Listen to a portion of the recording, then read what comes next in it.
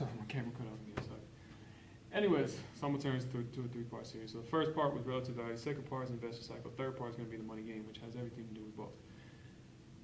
And so where I left off was I was talking about the investor cycle. I was talking about the money game, which is basically, just diversifying your portfolio, your net worth of assets into assets that are always on the upswing.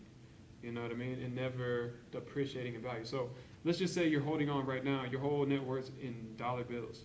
The dollar bill is a very quickly depreciating asset right now. As a matter of fact, I think it's about at this peak, and investors are starting to drop it right now. Literally, 2018, April 2018, end of April. The other countries around the world, they're starting to drop it. Why? Because there's details involved, but I don't feel like getting into that. But they're starting to drop it, and guess what? We're about at that peak. When they drop it, boom, value's gonna crash. So if your net worth's being held in dollar bills, you're a dummy. Right now, you are a dummy. That's why I make these videos, right the freaking out. I'm trying to warn people, tell people what's up. And so yeah, it's the same thing. If your net worth's being held in dollars and the dollar's appreciating, you're a dummy. Guess what? You should be doing. You should buy something else that it will be appreciating. Okay, a lot of people talk about gold. I don't necessarily like gold because I feel like the market's already cornered on gold. If people start to use gold and cause the price to go way up, there's people who have already cornered the market that will be rewarded for having already cornered the market. And those people who have cornered the market are probably the people who have messed up the economy or messed up the dollar in the first place. And that's something to talk about right there. I was about to say mess up the economy. They didn't mess up the economy, they messed up the dollar. And we just used the dollar. It's only a problem because we use the dollar, because we don't know how to use other types of money. You know what I mean? It's only a problem that people are holding their net worth in dollar bills. You know what I mean? It's not a problem to everybody else. It's not a problem if your net worth's held in some other, portfolio of assets that are appreciating as opposed to depreciating.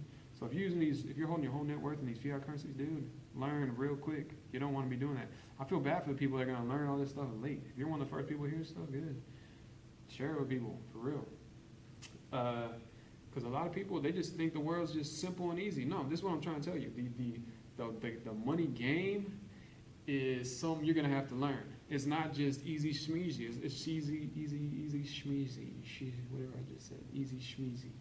No, it's not just easy schmeezy. That's a tongue twister. It's not that. It's not easy schmeezy. Schmeezy. Whatever. It is something you have to get used to. It's something you have to understand, that these values of various assets are always going to change. So if you have a net worth, if you're trying to have any type of net worth, even if you're buying a house, you want to make sure that thing's going to go up in value, and that it's not, you didn't buy it at some really high point and it's going to go down in value next year. But, sometimes you can't help it. Sometimes you're buying these assets and the value of them are being kind of altered by this investor demand that comes and goes and whatever. So you really have no choice. You got to buy a house, you got to buy a house. I mean, you just kind of maybe want to make sure you get at a good point or find a good deal or something. But either way, the money game is making sure that your assets, your entire net worth portfolio is held in assets that are appreciating. If any of your assets are depreciating, you need to dump them real quick and put it into something else that's appreciating. So as you can see, sorry, mosquito, man. Where did it come from? Gosh, there's no windows even in here. There's a door like down the hallway. How did he just like follow me or something? Who knows?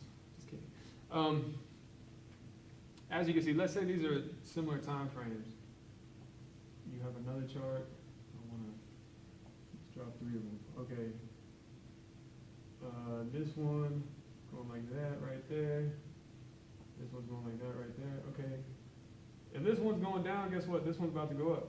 Put all your stuff into this one, whatever it is. That one's going down, it goes up over here. This one's about to go down right here. Go into this one. Whatever it is, it's a money game. It's like a game of musical chairs. There's always going to be happening. This investor cycle is going to be happening. If you're holding on to stocks, you need to understand how this goes. You need to understand the investor cycle. You need to understand that this stuff is going to happen. So it's always going to happen. If it goes down, put it into something else. You want to say, okay, let me cash out into money in a fiat. Guess what? That's another asset, and it's rapidly devaluing. You have to understand that these assets are always going to change value. This is the money game, is what I'm trying to talk about.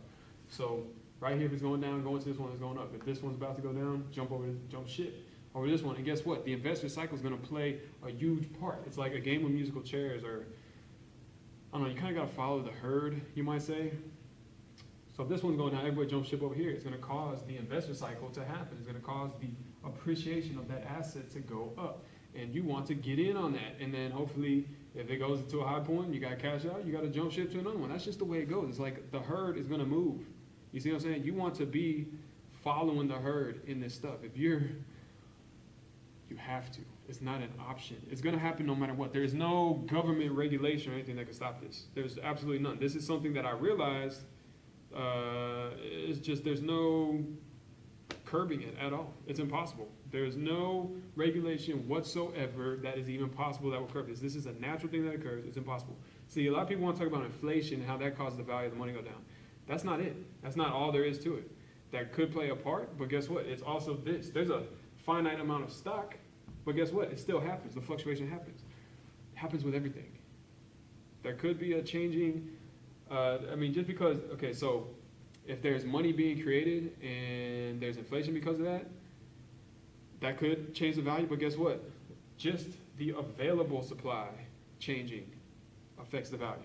Just like there's so many diamonds on planet Earth, but the people who have, majority control over the market, they can kind of, cause an artificially low supply and cause the value to go up. Hi, I need to replace the computer in here.